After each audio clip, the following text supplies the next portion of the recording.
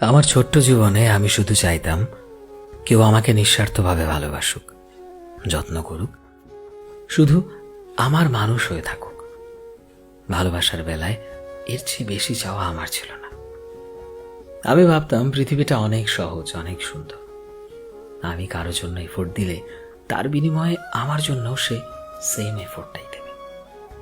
কাউকে আমি ভরসা করলে সেই মানুষটাও আমার ভরসার মূল্য দেবে।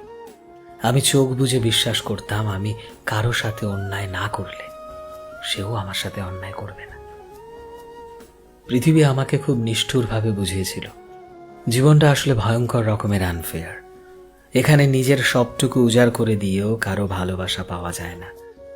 এখানে অন্যায় না করলেও বিনিময়ে যাবজ্জীবন সাজা পেতে হয়।